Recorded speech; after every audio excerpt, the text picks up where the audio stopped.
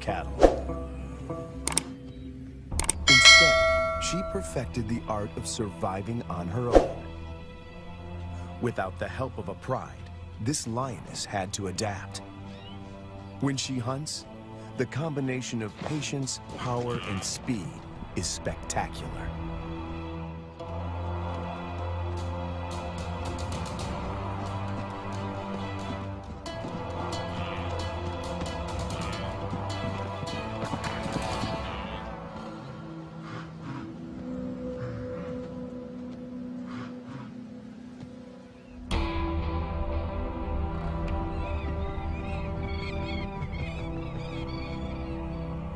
This female is about 6 years old when she steps into the viewfinder of Herbert Brouwer, a wildlife cameraman.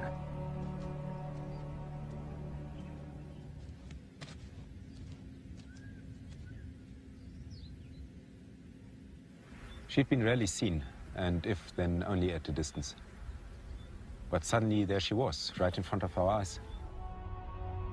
Herbert is captivated by her and returns to the floodplains of Luwa year after year. It comprises 3,600 square kilometers and borders Angola in the west. The bank of the Zambezi floodplain marks the eastern boundary of the park.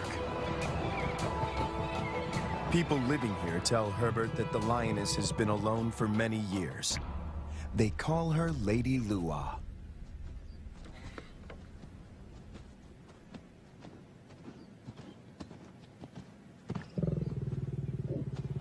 When she rolls for him, a bond develops between them that will have far-reaching consequences. There was one thing, though, that she could not overcome, and that was her isolation. It took me 3 years of filming here on the plains, though, to understand how lonely she really was. At night, she follows Herbert into his camp.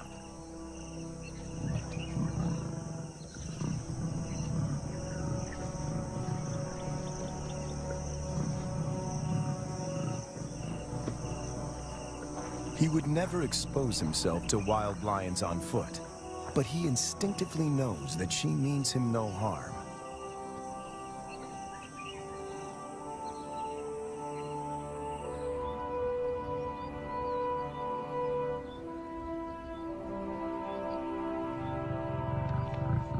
It is true that female lions can survive on their own, but they only thrive as members in a pride.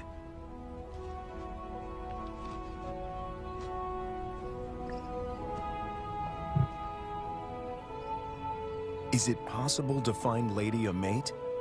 And could they produce cubs and form a new pride? These are the burning questions facing Herbert and experts at African parks.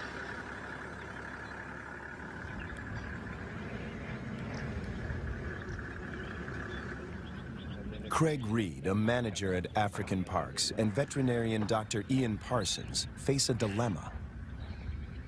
Reintroducing a full pride of lions into Luwa could cause havoc. If one cow is killed or one person attacked, the local population would be up in arms. If they find her a mate, she will hopefully teach him and their cubs to stay away from cattle and people.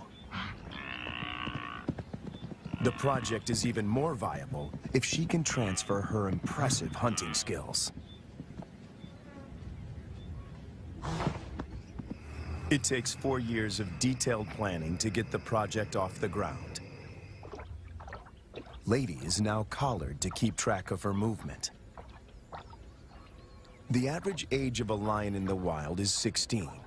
She has about 6 years to produce a litter.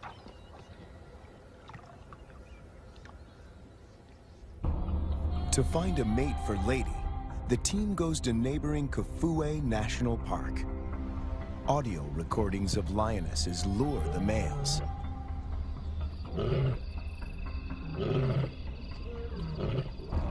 Wildlife vet Dr. Ian Parsons darts 2 males. As a coalition, they stand a better chance to survive the trauma of a translocation. The big question on everyone's mind is whether these two males will bond with Lady. If they do bond with her, she might be able to teach them how to keep a low profile and avoid the villages.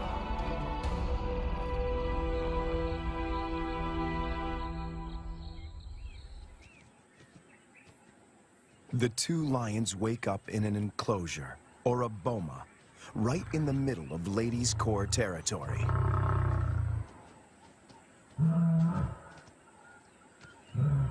One of the males is 3 years old, the other a bit younger. Lady is almost 8 years their senior. The age gap is intentional. Older lions might not submit to Lady's authority. Hopefully, these youngsters will.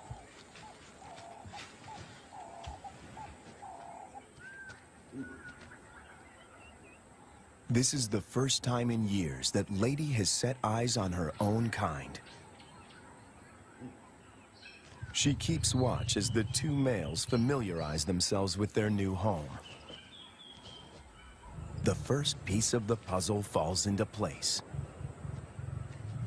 But then, disaster strikes.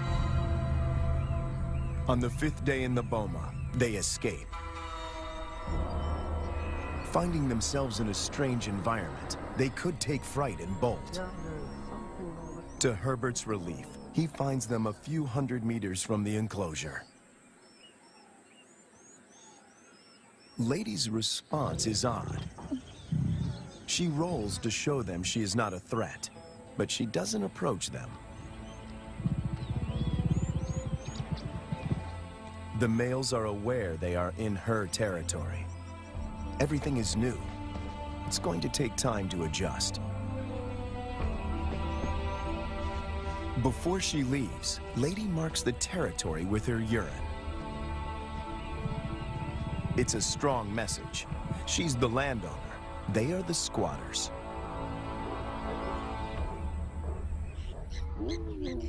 And then she leaves them. The presence of two new lions in Lua has a huge impact on the local residents. It's not only villagers that are now at risk. The arrival of the two lions jeopardizes the hyena's position of power.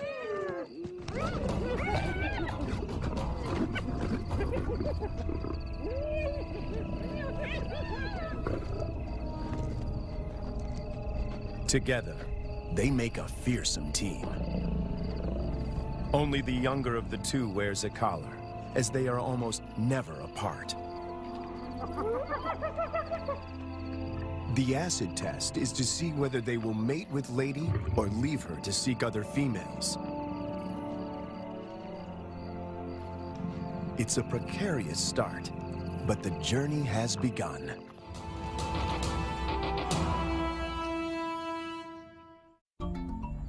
Almost 3 years go by without incident. It's November, the beginning of the rainy season. Thousands of wildebeest pour into Lady's territory.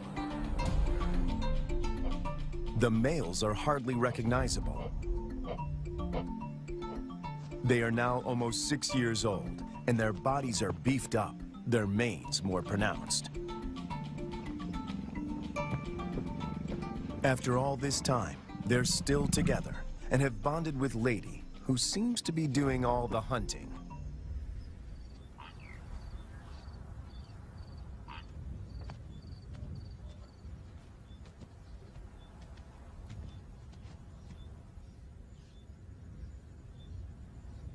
She targets wildebeest, almost twice her size.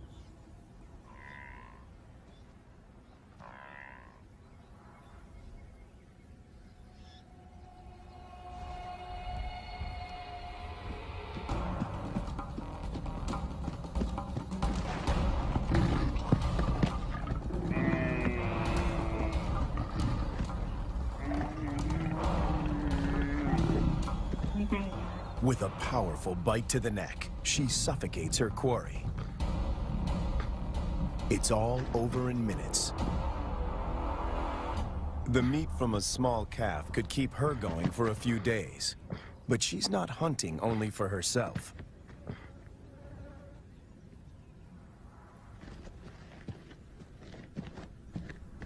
As the most experienced hunter in this trio, she is happy to share her kill.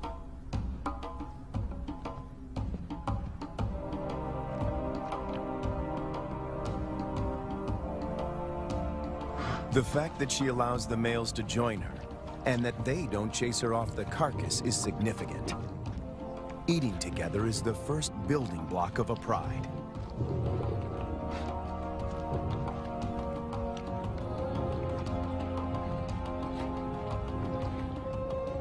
Her reward is companionship. The males get the lion's share of her kill. They gorge themselves and can eat up to a quarter of their own weight in one sitting.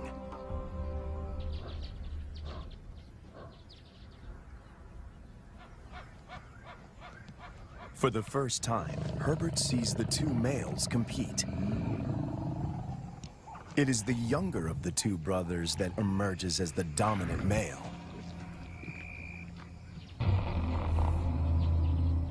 He's the one that follows her when she's in estrus.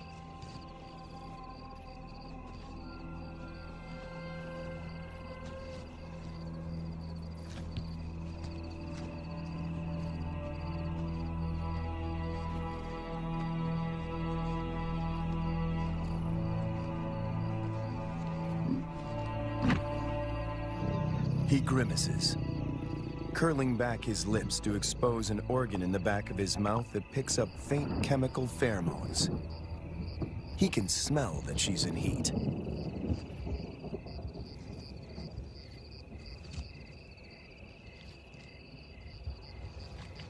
It's the dance Herbert has been waiting to film for years. The brother watches from the sidelines. Lady stays receptive for several days and copulates frequently. Both males stick to her like glue. They won't fight over her. As members of the same coalition, they come to a gentleman's agreement. If the dominant brother tires, the other might get a chance to mate as well. Now she rolls, not to greet Herbert, but in submission.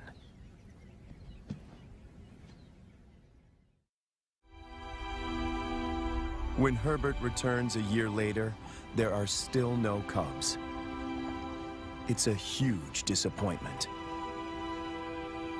Lady is now almost 13 years old, and Herbert and the team must consider the possibility that she is infertile.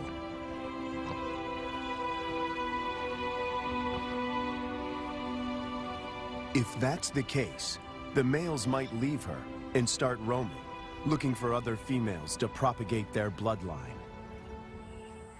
And that will bring them in direct contact with villagers.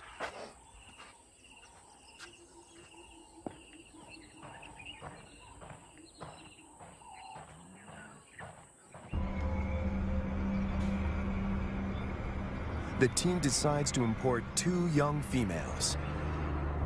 And that takes them back to Kafue.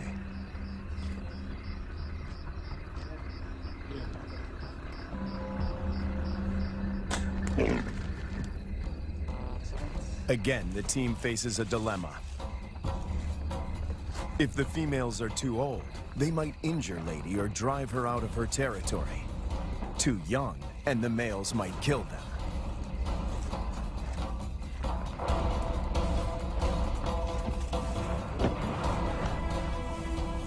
Dr. Ian Parsons oversees the translocation.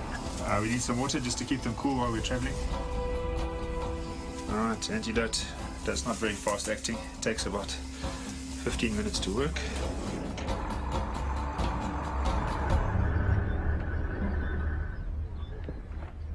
Tranquilized and blindfolded, the 2 females begin their journey to Lua.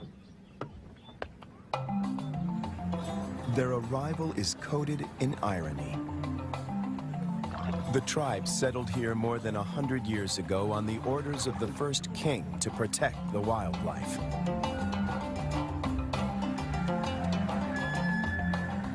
But many of them have never seen a lion. And yet lions have always played an important part in the biodiversity of Lua. African Parks aims to restore the imbalance. But this is only possible if Lady remains the central character. She has to teach the new arrivals the lay of the land, and teach them to keep away from villages. The question now is whether she can transfer these skills in time. The two lionesses are collared with radio transmitters before being released into the enclosure.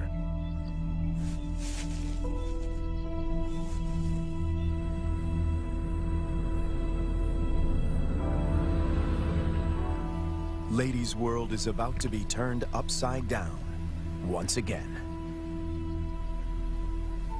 To Herbert, she seems sad and confused. She turns her back on the boma and heads north.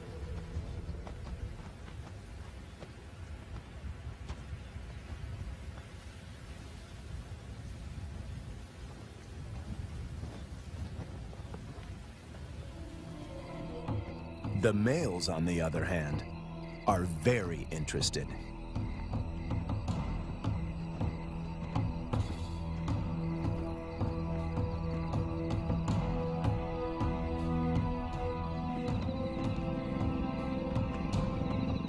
These two lionesses are barely 20 months old and still cub-like.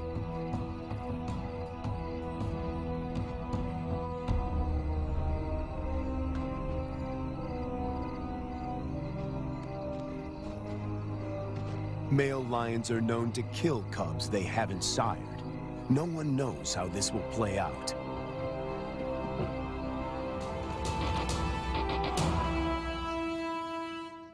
After 3 days, Lady makes a U-turn and returns to the fenced-off boma.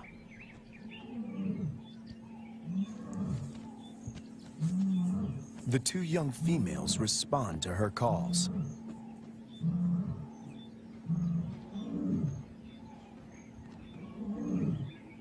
The connection between Lady and the cubs is immediate.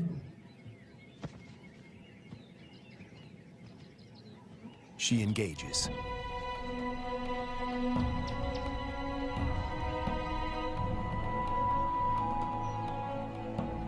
Cats are vulnerable when they expose their undersides.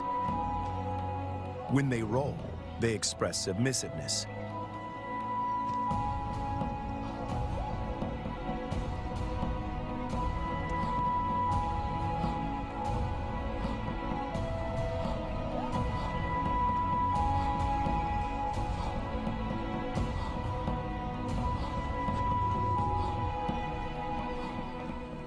But trouble is on the way.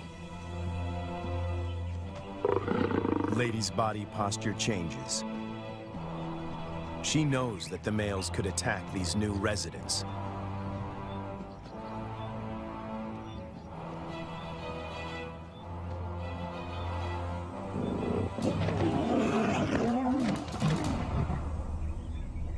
Ears back, every muscle contracted.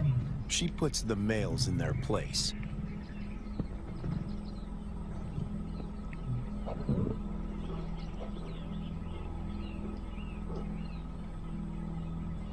Four cats now crowd her space, after years of solitude.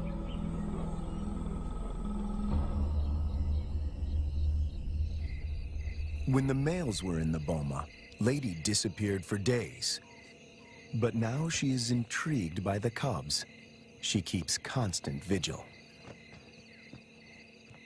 The electrical current that runs through the fence is non-lethal, but does give a sharp jolt. Lady is clever. She discovers a broken wire and tries to gain access where the circuit is breached.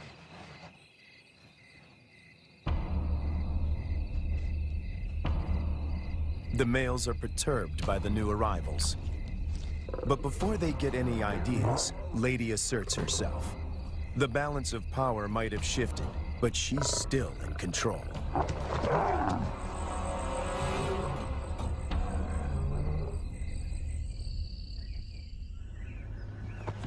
After 5 weeks in the boma, the team feels the young females are ready to be released. Not sure how the males will react, they lure them away with a fresh carcass.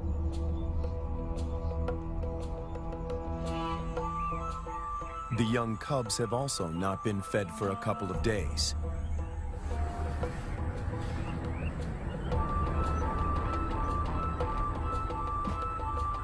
When the gates open, a new chapter begins.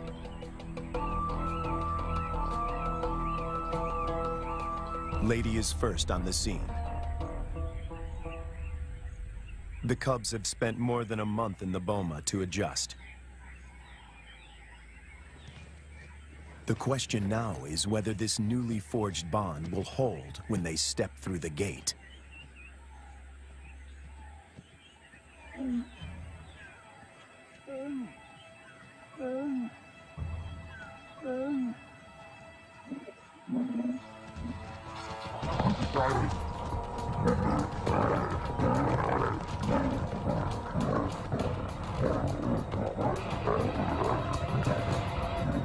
The first encounter turns into a catfight. But it is more show than anything else. If Lady wants to kill these cubs, she can do so in the blink of an eye.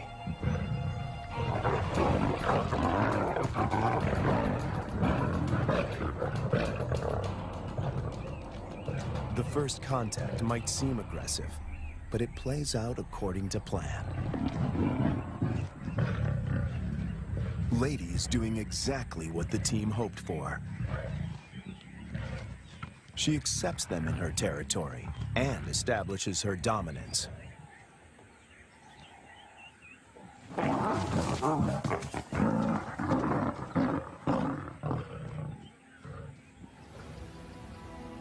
The landscape of Lua now looks very different from the days when Lady followed Herbert to his camp. Now 2 young and subdued females follow her. But Lady is not used to having an entourage. She's not at all familiar with the dynamics of a pride.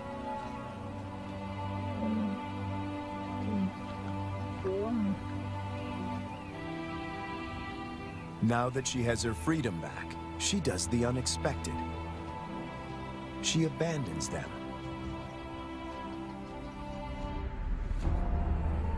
The 2 young females now find themselves in a new and unfamiliar environment swarming with hyenas. Since their release, the young females stick together.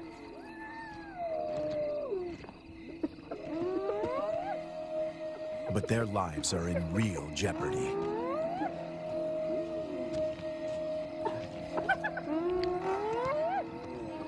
Hyenas can kill lonesome female lions, and tonight, they face a growing mob.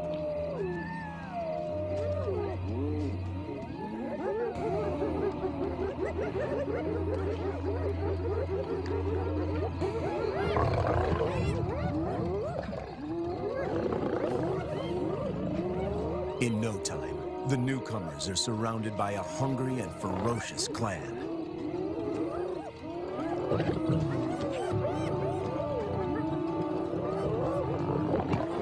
They stand their ground, but the noise attracts a far more dangerous adversary, the males.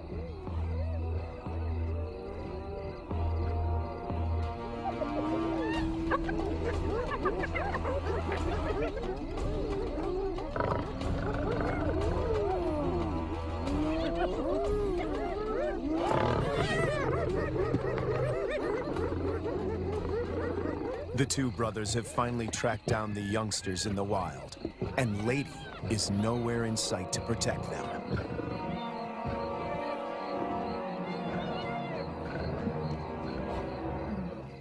The hyenas know what's good for them. En masse, they retreat.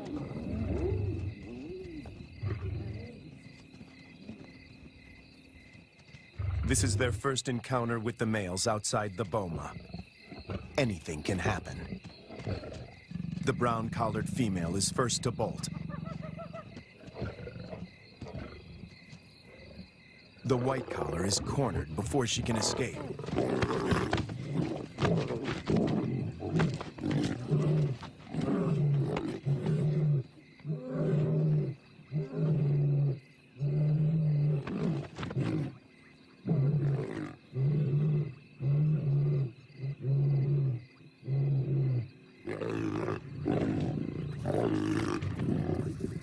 2 against 1. The odds are not in her favor. But her assertiveness could be her saving grace.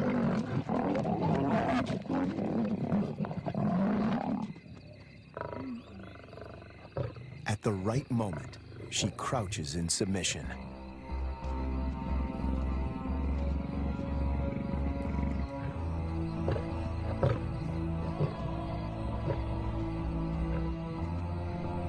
The encounter with the males is a frightening experience for both young females. They split up. Separated, they are now more vulnerable. Danger looms for both of them.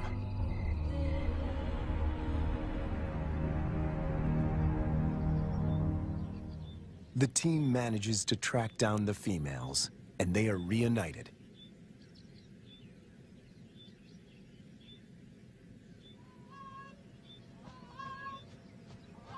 It takes months before they settle down. But little does Herbert know that he is filming them for the last time.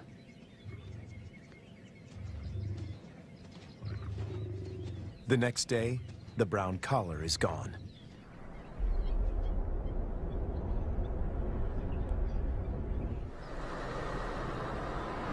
Craig Hay heads up one of the search parties. All eyes are now on finding the brown-collared female. Some of the farmers have seen her in the vicinity. Her life is in real danger. Poaching is rife here. And then, their worst fears are confirmed. It's in there. A faint radio signal comes from a pond.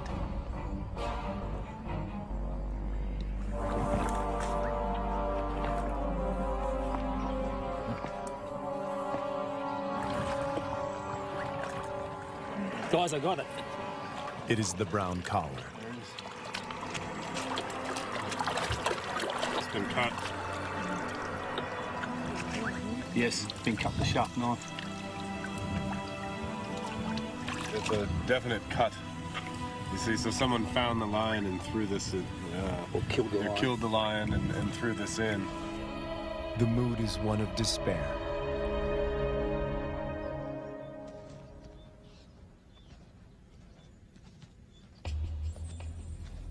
To complicate matters, the female in the white collar turns away from Ladies' Corps territory and begins walking in a northwesterly direction towards Angola. Even if she survives, in time, she will outgrow the collar and suffocate. The dream to establish a pride in Lua begins to unravel. In an unexpected twist, the males follow the white-collared female to Angola. The further they move away from Ladies' Corps territory, the less influence she has in keeping them out of danger zones. A rescue mission is launched to find the white-collared female and the males before they cross the border. Dr. Matt Becker, who runs the Zambian Carnivore Project, joins the search party. He spots the white-collared female a few kilometers from Angola. They dart her. But she runs into the reeds and almost drowns. She's breathing really well. It's a close shave. It's now 10 to 6. We have 40 minutes. She's good. We won.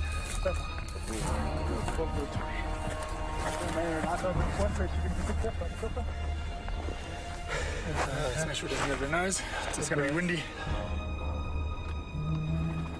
The rescue mission is tricky. The small helicopter can barely lift her, and the ground team must help before the pilot manages to get his precious cargo airborne.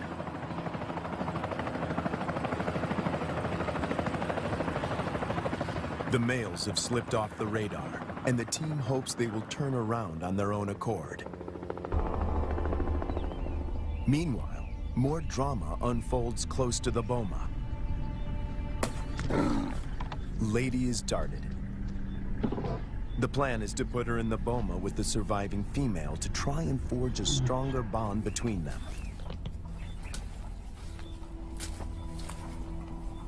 It is the most difficult decision the team has had to make until now. Lady has never been deprived of her freedom. She gets a quick medical checkup and a new collar.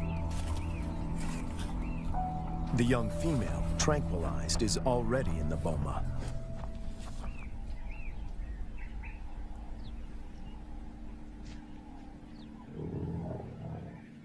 No one knows how Lady will behave in captivity.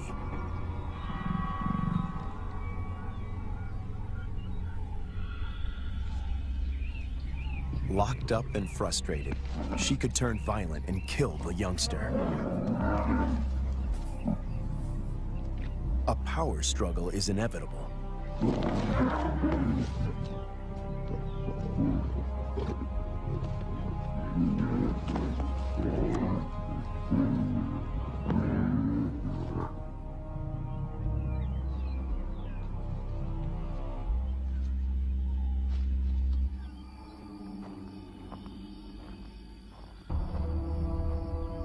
More bad news. One of the males crosses the border and is killed by cattle farmers in Angola. Of the 5 lions, now only 3 remain. Would this be enough to start a pride? No one knows for sure. Lady, when she recovers from the anesthetic, is extremely agitated. She is on the wrong side of the fence and she can't dig her way out.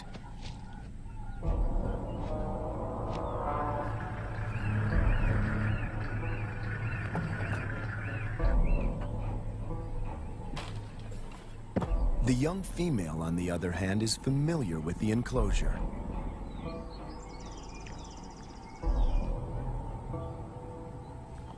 This puts her in a strong position to assert power and seize authority.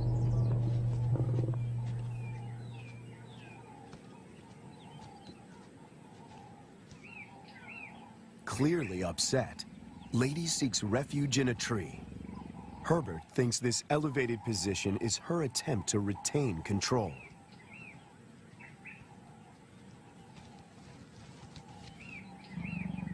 Hunger eventually tempts her down.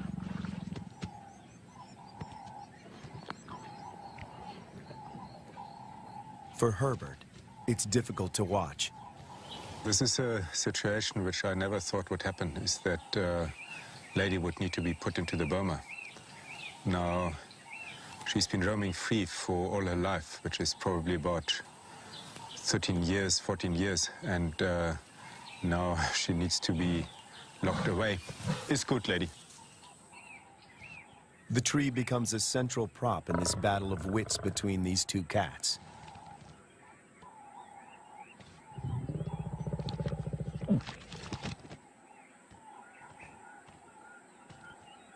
The young female catches on very quickly. She is lighter. If height is of any consequence, she can go higher.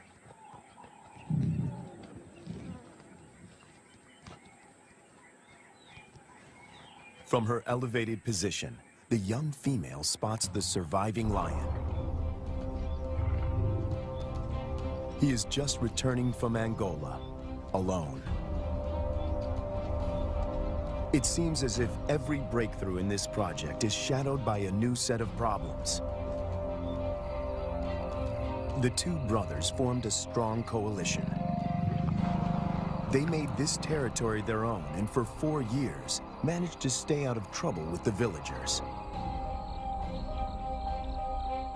The hope of establishing a new generation of lions now resides with the survivor.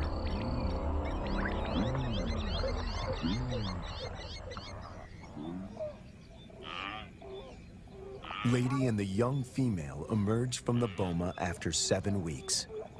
The outcome of the bonding exercise is disappointing. They split up. Lady doesn't want another cat on her tail.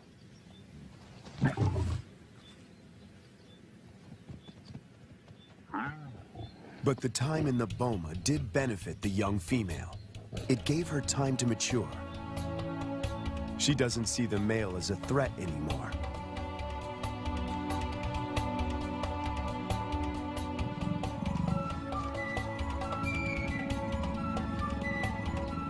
There is an explanation for her playful behavior. She is an estrus. Lady is excluded from this courting ritual. After all the turns and twists in this complicated plot, she finds herself once more alone.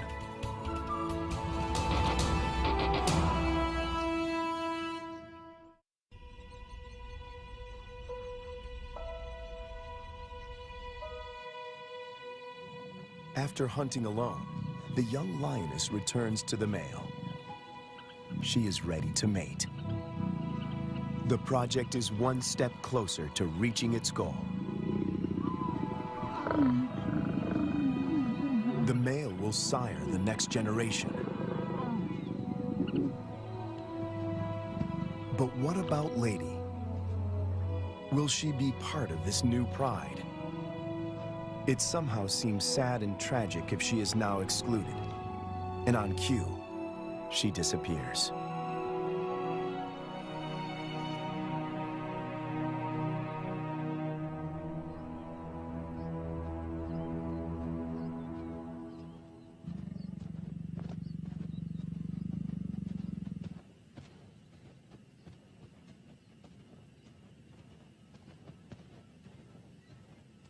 The male now follows the young female when she hunts. To feed both of them, she must target bigger prey.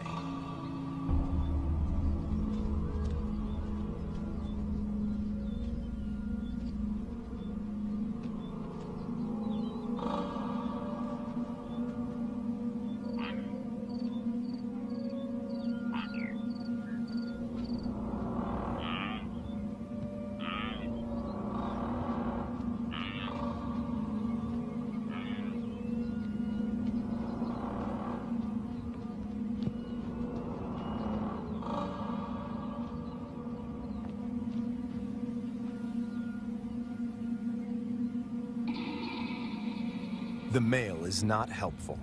His overeagerness spoils the hunt.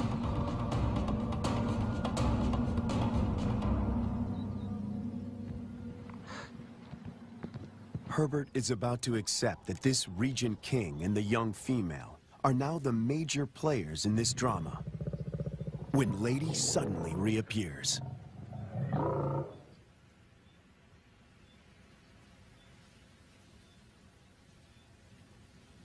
The young female watches the reunion from a distance.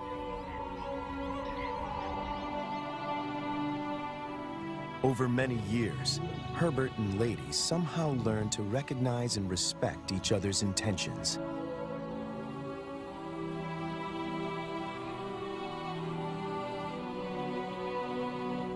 When she looks at him now, he feels he can almost hear her asking, "Is this what you wanted?"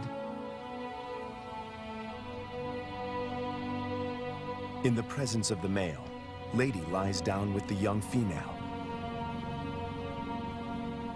This is what a pride looks like.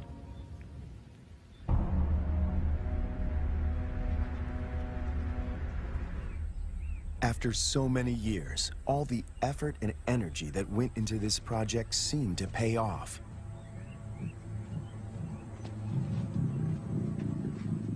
The young female frequently mates with the lion in Lady's presence.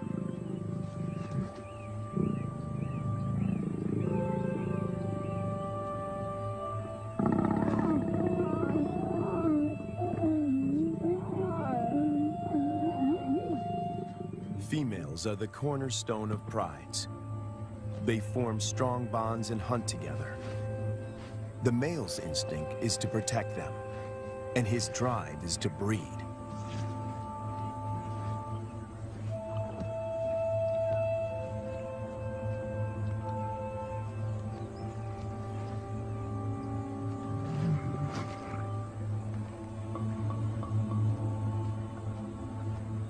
But a female in estrus that leads to mating is not a guarantee that this new pride is stable and secure.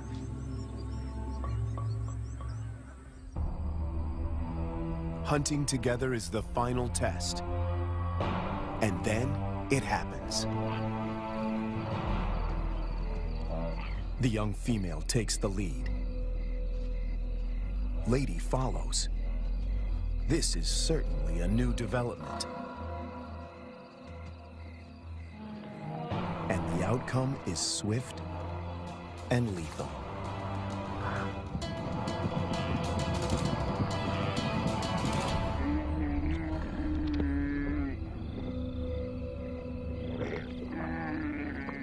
In all his years at Lua, this is the first time that Herbert films Lady not hunting on her own.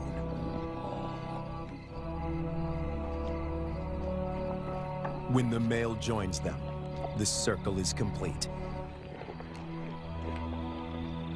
The air is full of promise.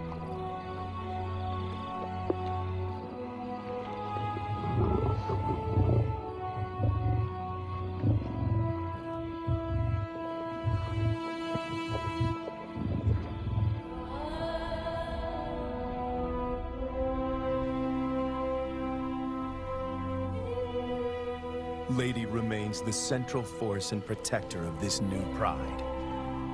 She may not give birth to the next Lion King, but she will make sure that he has a kingdom.